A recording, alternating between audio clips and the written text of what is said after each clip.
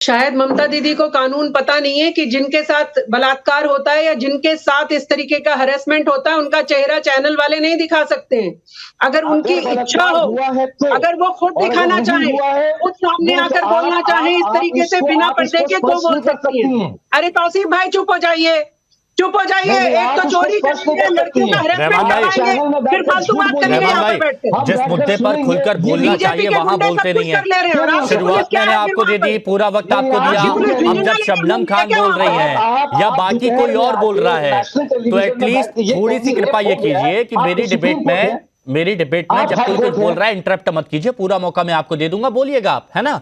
शबनम जी आता हूं मैं, तौसीफ भाई कहीं नहीं भाग रहे। मैं तौसीफ भाई से बोल रही हूं कि जो महिलाएं चैनल दिखा रहा है, आप उनको आरएसएस की एजेंट बता देंगे, और जो भी बेचारी आगे और 10-20 महिलाएं जो आना चाह रही होंगी, आपके इस डर से वो भी नहीं आएंगी कि भैया ये तो बीजेपी वाला बता देंगे।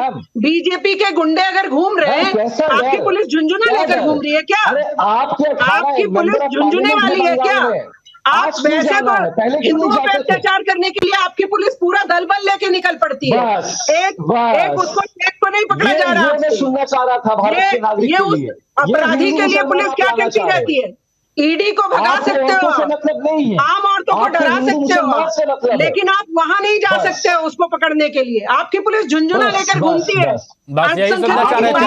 अच्छा एक मिनट, सौरभ सिकदर जी, क्यों पहले इनको चुप कराइए। क्यों टीएमसी की तरफ से, ममता दीदी की तरफ से भरोसा नहीं किया जा रहा उन महिलाओं पर जो 12 साल से कह रही है कि हमारे साथ उत्पीड़न हो रही है, और कोई ध्यान नहीं देता? पुलिस से भरोसा उठ चुका है, पुलिस सब नहीं की है, ये महिलाएं कह रही हैं। तौफीक भाई को रिक्वेस्ट है, बीच में मत बोलिएगा। मैंने आपको नहीं टोका है, आपका पूरा बात सुना है मैंने। देखिए, आपको क्रोनोलॉजी समझना होगा। पहले शेख शाहजहां को ईडी अरेस्ट करने जाते हैं, उसके बाद वो जब एकदम भाग जाते हैं चूहा की तरह, तो उसने जो डर का वातावरण वहां पे बना के रखा था, तो गांव का महिला वो टूट जाता है, और उसके बाद वो लोग खुल के सामने आता है। और जब देखता है कि पूरे गांव के महिला सामने आके सब आपके मीडिया के सामने ऐसे बयान दे रहे हैं, तो क्या करते, वहां सबको जाने के लिए रोक देता है, और एक टीम भेजा जाता है जो पुलिस का, जो हर घर घर में जाके धमकी दे रहा है। दूसरी बात, तो वही महिला टीवी के सामने बोला है कि हमने इसलिए कंप्लेन नहीं किया कि हम थाना में भी जाते थे, तो वहां पे पुलिस बोलते थे शेख शाहजहां और ये शिबू हजरा, उत्तम सरदार, इन लोगों से पूछ के आओ, तभी मैं आपका कंप्लेन लूंगा। उसके बाद क्या होता है?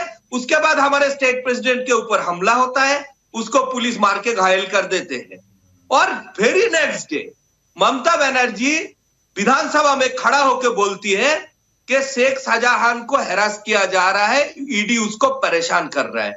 आप बताइए, उसके बाद कौन सा स्टेट पुलिस, कौन सा उसके अंडर जो पुलिस है, उसको अरेस्ट करने का साहस दिखाएगा? जब कानून का मुखिया जो है इस राज्य के, वो विधानसभा में खड़ा होकर ये इंडिकेशन दे रहा है कि शाहजहां ने कुछ नहीं किया, पुलिस का हिम्मत है क्या उसको कुछ करने के लिए?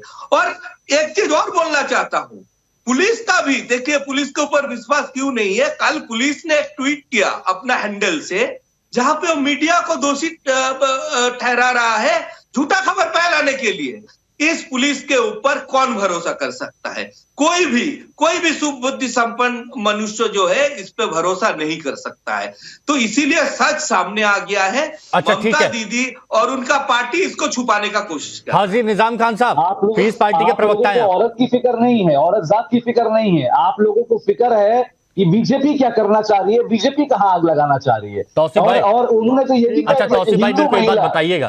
तौसीफ भाई सुनिए, तौसीफ भाई एक बात बताइए, इंसानियत की फिक्र नहीं है आप लोगों को। सुनिए तौसीफ भाई, एक बात मेरे को बताइएगा, ये जितनी भी महिलाएं हैं जो 10-12 साल से परेशान थी या फिर कह रही हैं, वो चलिए आपकी बात मान लेता हूं। अरे मैं सुन तो लीजिए, आप सुनते नहीं है। सवाल आप कैसे कर सकते हैं? आप सुनते नहीं है। 10-12 साल से वो परेशान, आप सुनते नहीं है। भाजपा की एजेंट नहीं हो सकती? अरे सुन तो लीजिए, थोड़ा सा सुनना सीखेंगे तो शायद कुछ आउटपुट निकल के आएगा।